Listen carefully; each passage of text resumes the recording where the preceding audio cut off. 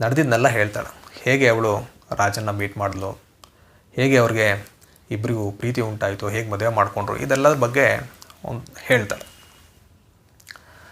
ಕೊನೆಗೆ CID ಶಿವಾನಂದಂ ಏನು ಮಾಡ್ತಾನಂದರೆ, ಒಂದು ಎಕ್ಸ್ಪೀರಿಮೆಂಟ್ ಮಾಡೋಣ ಅಂತ ಅವರು ಡಿಸೈಡ್ ಮಾಡ್ತಾರೆ. ಇನ್ಸ್ಪೆಕ್ಟರ್ ಹತ್ರ ಹೇಳ್ತಾರೆ, ನಾಳೆ ಎಲ್ಲರೂ ರಾಜನ ಮನೆಯಲ್ಲಿ ಸೇರಿಸಿ ಅಲ್ಲಿ ನಾವು ಒಂದು ಎಕ್ಸ್ಪೀರಿಮೆಂಟ್ ಮಾಡೋಣ ಅಂತ. ಸರಿ ಅಂದ್ಬಿಟ್ಟು ಮಾರನೇ ದಿನ ಎಲ್ಲರೂ ಅಲ್ಲಿ ಸೇರಿಸ್ತಾರೆ. ಯಾರ್ಯಾರು ಅಂದರೆ ರಾಜನ ಮಡದಿಯಾದಂತಹ ಉಷಾ, ರಾಜನ ತಮ್ಮನಾದಂತಹ ಪಟ್ಟಾಭಿಯ ಮಡದಿಯಾದಂತಹ ಹೇಮ, ಮತ್ತು ಡ್ಯಾನ್ಸರ್ ಆದಂತಹ ಅಂಬುಜಂ, ಮತ್ತು ರಾಜನ ನೇಬರ್ ಆದಂತಹ ಚಿನ್ನಯ್ಯ ಪಿಳ್ಳೈ. ಈ 5 ಜನ ಅಲ್ಲಿರ್ತಾರೆ. ಈಗ CID ಶಿವಾನಂದಂ ಏನು ಮಾಡ್ತಾನಂದರೆ, ಅವರೆಲ್ಲರಿಗೂ ಒಂದೊಂದು ರಿವಾಲ್ವರ್ನ ಕೊಡ್ತಾನೆ. ಅದರಲ್ಲಿ ಫೇಕ್ ಬುಲೆಟ್ಸ್ ಇರುತ್ತೆ. ಎಲ್ಲರೂ ಲೈನಾಗಿ ನಿಲ್ಲಿಸ್ಬಿಟ್ಟು ಹೇಳ್ತಾನೆ, ಈಗ ನಾನೇ ರಾಜನ್ ಅಂದ್ಕೊಂಡು ನೀವು ಒಬ್ಬೊಬ್ಬರೇ ಫೈರ್ ಮಾಡಬೇಕು ಅಂತ.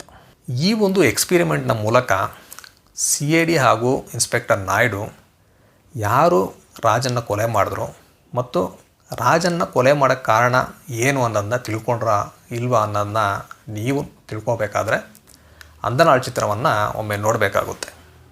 1954ರಲ್ಲಿ ಬಿಡುಗಡೆಯಾದಂತಹ ಈ ಒಂದು ಮರ್ಡರ್ ಮಿಸ್ಟ್ರಿ ಥ್ರಿಲ್ಲರ್ ಅಂದನಾಳ್ ಚಿತ್ರವನ್ನು ನಿರ್ದೇಶಿಸಿದವರು ಎಸ್ ಬಾಲಚಂದರ್ ಅವರು. ಎಸ್ ಬಾಲಚಂದರ್ ಅವರು ಮಲ್ಟಿ ಟ್ಯಾಲೆಂಟೆಡ್ ಪರ್ಸನ್ ಅವರು ಆ್ಯಕ್ಟರು, ಡೈರೆಕ್ಟರು, ಪ್ರೊಡ್ಯೂಸರು, ಮ್ಯೂಸಿಷಿಯನ್ ಕೂಡ. ವೀಣೆ ತುಂಬ ಅದ್ಭುತವಾಗಿ ಅವರು ನುಡಿಸ್ತಾಯಿದ್ರು.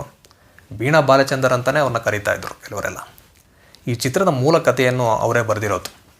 ಇದರ ಸ್ಕ್ರೀನ್ ಪ್ಲೇ ಏನಿದೆ ಅದನ್ನು ಬರೆದವರು ಜಾವರ್ ಸೀತಾರಾಮನ್ ಅವರು.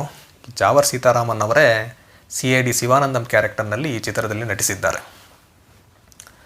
ಈ ಚಿತ್ರದ ಕತೆ ಮತ್ತು ಸ್ಕ್ರೀನ್ ಪ್ಲೇ ಏನಿದೆ ಇದು ತುಂಬ ಇಂಟ್ರೆಸ್ಟಿಂಗ್ ಮತ್ತು ಆ ಸಮಯದಲ್ಲಿ ತುಂಬ ಯೂನಿಕ್ ಕೂಡ. ಚಿತ್ರದ ಇನ್ನೊಂದು ಪ್ಲಸ್ ಪಾಯಿಂಟ್ ಏನಂದರೆ, ಇದರಲ್ಲಿ ಯಾವುದೇ ಅನ್ನೆಸರಿ ಸಾಂಗ್ಸು, ಡ್ಯಾನ್ಸು, ಸ್ಟೆಂಟ್ಸು ಇದೆಲ್ಲ ಇಲ್ಲದೇ ಇರೋದು. ಒಂದು ಚಿತ್ರದ ಕಥೆಯನ್ನು ಹೇಳಬೇಕಾದ್ರೆ ಈ ಸಾಂಗ್ಸು, ಡ್ಯಾನ್ಸು, ಫೈಟೆಲ್ಲ ಆ ಚಿತ್ರದ ಒಂದು ಫ್ಲೋ ಏನಿದೆ ಅದನ್ನು ಕೆಲವೊಂದು ಸಂದರ್ಭಗಳಲ್ಲಿ ಅದು ತಡೆದು ನಿಲ್ಲಿಸುತ್ತೆ. ಯಾಕಂದರೆ ಡಿವಿಯೇಟ್ ಆಗಿಬಿಡ್ತೀವಿ ಅಲ್ಲಿ. ಯಾಕಂದರೆ ಈ ಥರ ಥ್ರಿಲ್ಲರ್ ಚಿತ್ರಗಳಲ್ಲಿ ಒಂದು ಮೂಡ್ ಏನಿದೆ ಅದು ತುಂಬ ಇಂಪಾರ್ಟೆಂಟ್.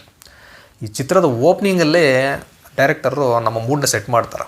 ಅಂದರೆ ಫಸ್ಟ್ ಶಾಟ್ನಲ್ಲೇ ಹೀರೋನ ಕೊಲೆ ಆಗುತ್ತೆ. ಅಂದರೆ ಓಪ್ನಿಂಗೇ ಕ್ಲೈಮ್ಯಾಕ್ಸ್ ಥರ ಇರುತ್ತೆ. ಸೊ ಆ ಸಂದರ್ಭದಲ್ಲಿ 1954ರಲ್ಲಿ ಈ ರೀತಿಯ ಒಂದು ಡೇರಿಂಗ್ ಅಟೆಂಪ್ಟ್ನ ಎಸ್ ಬಾಲಚಂದರ್ ಅವರು ಮಾಡಿದ್ದಾರೆ. ನಾವಿಲ್ಲಿ ಶಿವಾಜಿ ಸರ್ನ ಅಪ್ರಿಷಿಯೇಟ್ ಮಾಡಬೇಕು. ಯಾಕಂದರೆ ಅವರು ಪರಾಶಕ್ತಿ